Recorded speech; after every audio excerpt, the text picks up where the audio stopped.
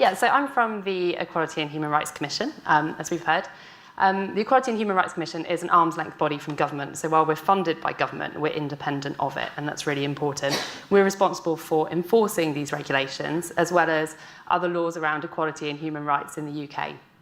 We have special powers under the Equality Act to take action against individuals, agencies, employers, and government departments, for example, where that we consider there's been breaches of equality or human rights legislation.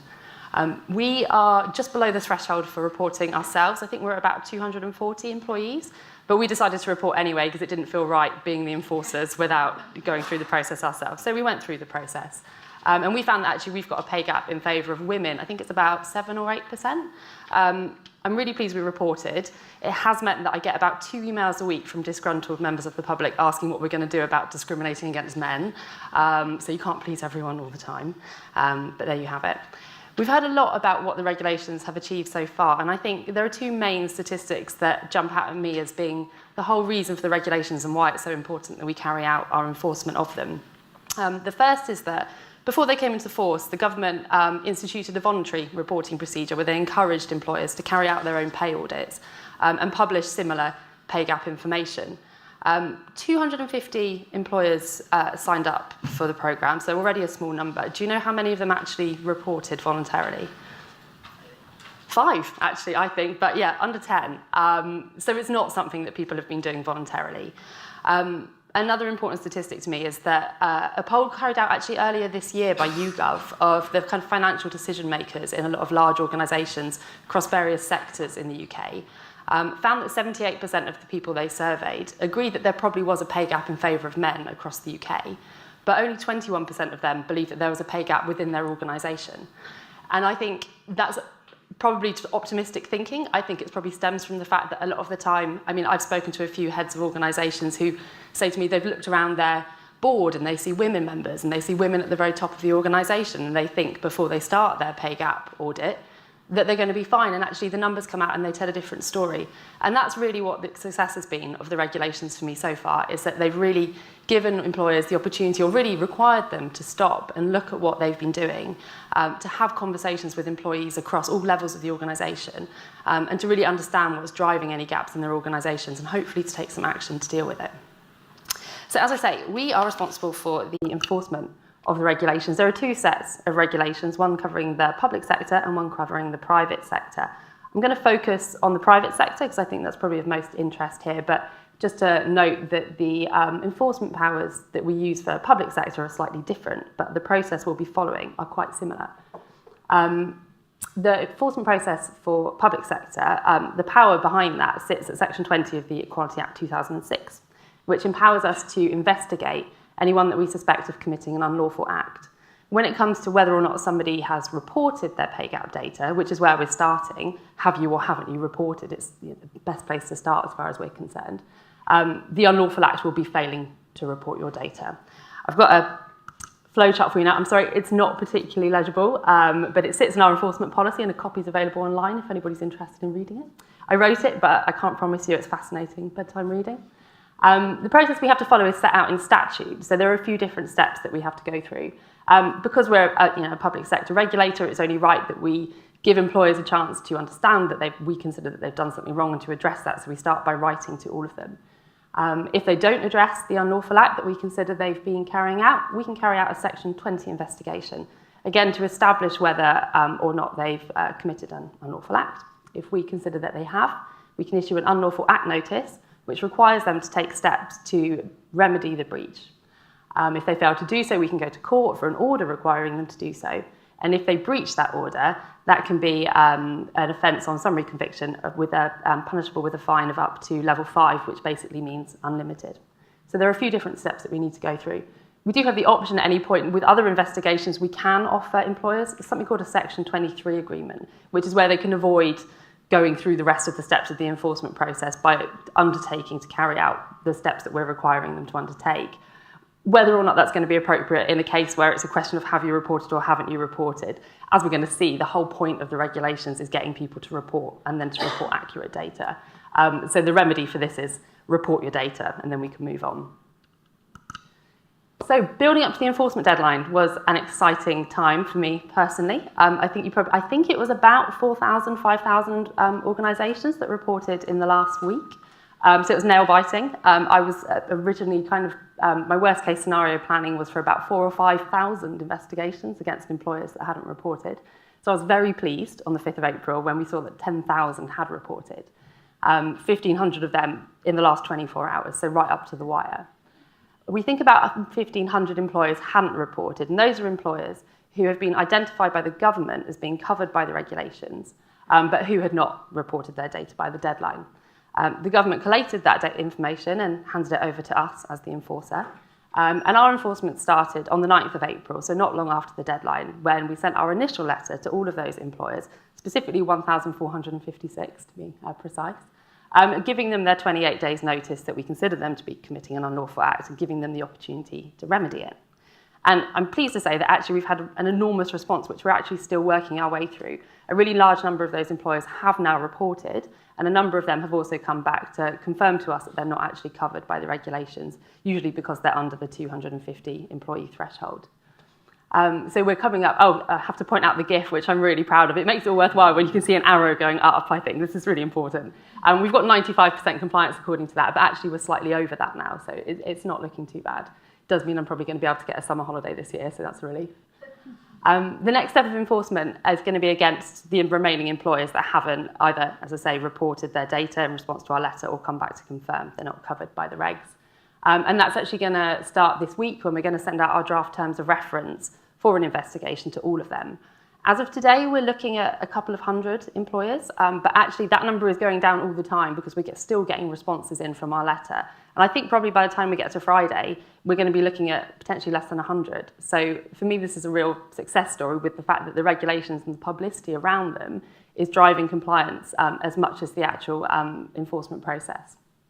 Our investigation is going to start in mid-June, so we send out our terms of reference and then we have to agree them with the employers and finalise them. And at that point, the details of the investigations get published. So that's the point where the real reputational damage can kick in for an employer. We're required to publish under the Equality Act, so details of each investigation and each employer we're investigating will go up on our website and will no doubt be picked over by the media and members of staff of the various organisations. Because we've managed to achieve quite a high level of compliance without having to go through the enforcement process for all the non-reporters, we're hoping to be able to get onto enforcement of, we're calling it statistically improbable data. I think that could be a bit of a euphemism depending on which statistics you're looking at. You're right, there are a large number of entries that may or may not be considered to be suspicious. And it's really important to us that we do take action on them because there's no point in having these regulations if they're not being adhered to. Having said that, we can't audit all 10,000 employers' submissions, just like HMRC can't audit every single person's self-assessment tax return.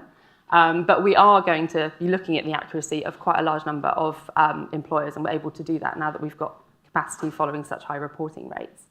We're going to be starting, surprise, surprise, with the most egregious looking submissions, whiwhich so full disclosure, I'm not a statistician, I'm a lawyer. But in our organisation, luckily, we have statisticians who are helping us to identify the entries that are virtually impossible and to even someone like me just don't look right. So we're starting with them, the most extreme end of the scale, and actually we're hoping to start our enforcement against them towards the end of this week or the beginning of next week as well. So watch this space. So what's the point of enforcement? We've already heard quite a lot of talk today about the fact that it's really driven a national conversation. And I think I, as well as many other people, have been really surprised by the impact that the regulations have had, not least in the press, in various members of staff of our organisation, and nationally. I'm having these conversations at dinner parties. Everywhere I go, I can't get away from it because it is the hot topic. And that's really important because I think not just by applying a pressure downwards through regulations and legislation, but also it's really important to empower employees to be able to have these conversations with their employers, to understand things like the difference between pay gap and equal pay, and to be able to at least raise the issues and have those conversations to really start driving real change. I've put introducing transparency. I do take Sam's point, actually. I think that's a good one. I don't think this does necessarily cover transparency, but I think it does, as I say, open up the subject for discussion in a way that it hasn't before. And of course, the regulations only require the entry of a set of numbers onto a website. that in itself is not going to make any real difference. What's going to make a difference is employers really using this as an opportunity to take a long, hard look at their organisation, to talk to members of staff across all levels of the organisation, and to really understand what's driving any pay gaps that they've found, and to take action to change that. And what's important about the reporting of the data is that it will help to provide a picture of progress over a number of years. It's not going to be next year. It may not be the year after, but in a 5 to 10 year period, we're really going to be able to see progress that is or isn't being made in organisations, in sectors, and nationally. So the Equality and Human Rights Commission, believe it or not, isn't all just about enforcement. We do some of the more policy-based stuff as well, and we do a large piece of work around supporting employers to try and, I'm aware of time, so I will gallop through this section, but I just want to kind of cover some of the work that we're doing around supporting employers to address their pay gaps. And it all starts from a piece of really comprehensive research that we carried out last year, where we really looked at the underlying causes, not just behind the gender pay gap, but behind the ethnicity and the disability pay gap as well. And we've produced a strategy that really covers what we think are the key drivers for the gaps and makes recommendations for change, not just for employers, but also for government and agencies as well. These are our 6 recommendations. Not all of them will be relevant to employers. An employer might look at that and say, well, I can't affect the subject choice of a 13-year-old girl choosing her GCSEs. But actually what we have seen is some narratives that have been produced have really actually gone that extra mile to try and address the societal systemic causes of the gaps as well. By seeing what they can do about that, it's not going to be perfect, but being able to look at things like apprenticeships, positive action, going out into schools, it's a really positive outcome that we're seeing from some employers. Other things will be a lot more relevant, making jobs flexible, all jobs flexible, I think is really one of the key things that's come out of today, as well as amongst the employers' narratives that we've been looking at. Sharing childcare responsibilities and reducing prejudice and bias in recruitment, for example. And from that, one of the main things that we found was that there's a real gap between what employers want to do to support pregnant women and new parents in the workplace and the experiences of pregnant women and new parents in the workplace. Employers do have the best of intentions, but that doesn't always feed through into the kind of environment that supports pregnant women and new parents. So we've set up a major new initiative working forward that's been around for about 18 months now.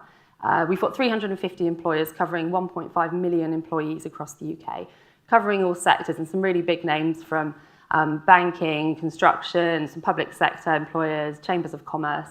And the whole point of it is to provide a platform and a network for employers to talk to each other, to work out what kind of steps they can take and what actually works in amongst their organisations.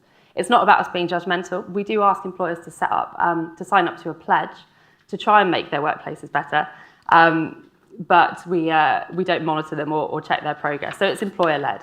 So some examples that have come out from that. The employers can share resources. BT, who's a member, recently set up a new handbook for new parents, talking about their rights and responsibilities in the workplace. They found it worked really well and they had really good feedback, so they've shared it with the other members of the Working Forward network. And they even held an event so people could come along and learn about it. Conversation guides for new fathers, because we've heard from employers that they find it difficult to know how to talk to new fathers. It's a bit of a gap in the knowledge that they have. So we've produced conversation guides and we're running events around that. We've had questions about how you introduce flexible working into a shift pattern, which obviously is going to be a challenge, and we're running an event on that in the next couple of weeks. And finally, the cooperative provides a fantastic example. They've been a really active employer all the way through.